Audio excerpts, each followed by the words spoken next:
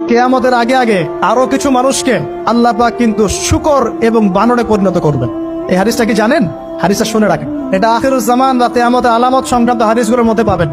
আল্লাহ রাসূল সাল্লাল্লাহু আলাইহি ওয়াসাল্লাম বলেছেন, কিয়ামতের আগে আগে আমার উম্মতের মধ্যে, ভালো করে শোনেন, কিয়ামতের আগে আগে আমার উম্মতের মধ্যে একদল মানুষ বের হবে যারা মদ পানকে হালাল মনে করবে। কাকে? মদ পান করাকে হালাল মনে করবে। যারা বাদ্যযন্ত্র, গায়িকা, নায়িকা এগুলো নিয়ে নর্তকী নাচাবে রাতের বেলা, এগুলোকে হালাল মনে করবে। যারা অশ্লীলতা, বেহায়াপনাকে জায়েজ করে নিবে, ঠিক আছে, এরকম কয়েকটা পাপের কথা বলে নবীজি বলছেন একদিন সকালবেলা আল্লাহ পাক তাদেরকে ঘৃণিত বানরে পরিণত করবে। এটা হবে সামনে, কখন কিভাবে হবে আল্লাহ ভালো জানেন। এবার আমি কনসেপ্টে চলে আসি। এই যে পৃথিবীতে নেমে আসলাম, তাহলে আমরা কোত্থেকে আসছি ভাই? আমরা কি পৃথিবীর অধিবাসী ছিলাম? আমরা জান্নাতে ছিলাম, ওখান থেকে আল্লাহ পাক পাঠিয়েছে। এবার পৃথিবীতে এসে আদম আলাইহিস সালামের যুগে খুব একটা দুর্ঘটনা ঘটে নাই, একটা ঘটেছে। কয়টা? একটা।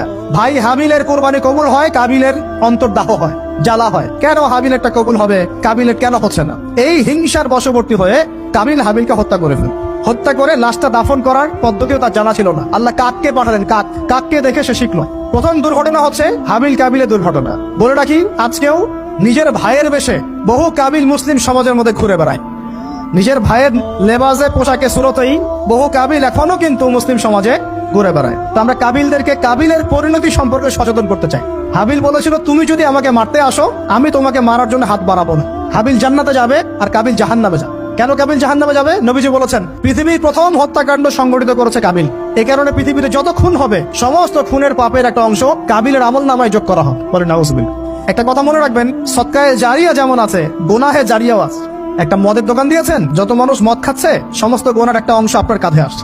সিনেমা হল করেছেন, মানুষ সারাদিন নেকটা ছবি দেখে, নগ্ন ছবি দেখে, যত মানুষ এখানে পাপ করবে, সমস্ত পাপের একটা অংশ আপনার কাঁধে যাবে। আবার একটা মাদ্রাসা করেছেন, যত মানুষ এখানে দ্বীনি ইলম শিখবে, এই নেকির একটা অংশ আপনি পাবেন ইনশাআল্লাহ। মরে গেলেও কবরে পাবেন ইনশাআল্লাহ। আল্লাহ পাক আমাদের সবাইকে সদকায়ে জারিয়া করার তৌফিক দেখ, গোনাহে জারিয়া থেকে বাঁচিয়ে রাখুন। খুব খেয়াল রাখবেন, আল্লাহ পাক আমাদের হেফাজত করুন বলি আমিন। এবার ওই যুগ শেষ, নূহ আলাইহিস সালামের যুগ। এই যুগে আল্লাহর একই সুন্নত, নূহ আলাইহিস সালাম 950 বছর দাওয়াত দিলেন, 40টা বা 80টা পরিবার ইসলাম কবুল করেছে, বাকিরা করে নাই। যারা করে নাই আল্লাহ পাক তাদেরকে ডুবিয়ে মারলেন, যারা করেছে আল্লাহ পাক উদ্ধার করলেন। সোজা কথা, আজকে সারা পৃথিবীতে যত মানুষ আমরা বেঁচে আছি না, আমরা কোনো না কোনো ভাবে ওই 80 পরিবারের সদস্য। আমরা ভাই ভাই, আমরা ওই ফ্যামিলি, 80 ফ্যামিলির অন্তর্ভুক্ত। কিরকম করে? নূহ আলাইহিস সালামের 4 সন্তান ছিল। কয় সন্তান?